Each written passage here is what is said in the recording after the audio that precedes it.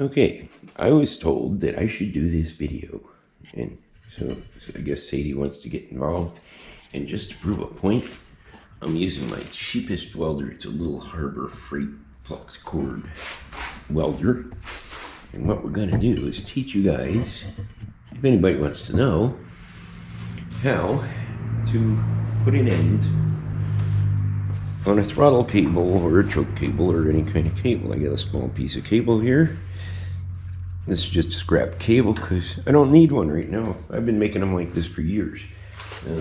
What I do is I turn my welder way down, like you're welding a piece of really thin tin.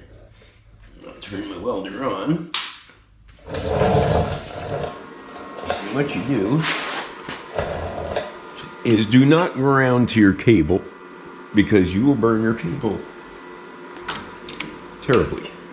Ground to a piece of wire. This is just a regular piece of hard wire. It's actually a piece of choke cable from a small engine.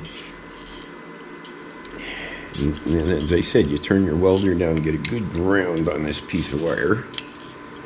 And what we're going to do is we're going to build a new cable end right on here by taking our welder, and as I said, I'm grounded to this other piece of wire, and get them all three together and go and go. And there is a very nice ball. Let me get one more just to pull that off of there.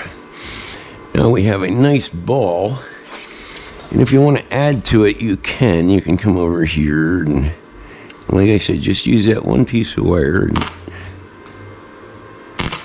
you can make yourself a pretty nice end. There we go. That's a very nice ball right there. So what I can do is cut that off with car dikes.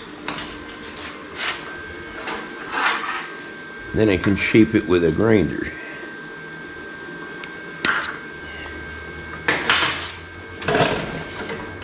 Now you can just take your little whiz wheel grinder or whatever and just trim it up and clean it up, and that fits most of your throttle needs. It's still warm, of course, but that will fit most of your throttle needs. When you grind it down, it'll fit in that carburetor and it will not come off. It's part of it.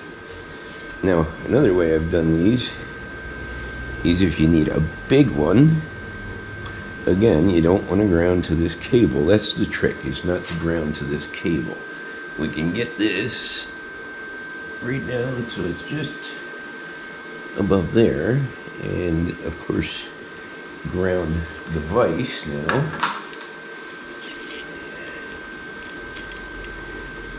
And we can weld this nut right onto that cable, and then you can grind it down to whatever you want. That is how I make my cables usually, because they're a pain in the neck. You can't crimp anything on them. There's nothing small enough to fit in the carburetors. So this is a good alternative. Just fill this nut nicely,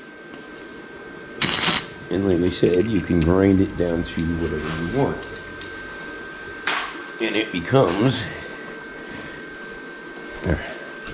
stuck to your vise is what it becomes. But as you can see, it's really on there. And there we go. And you aren't getting that off of there. It's part of it. It's on there. It's good. Now, like I said, you can just grind that down to whatever you need, and you got a cable.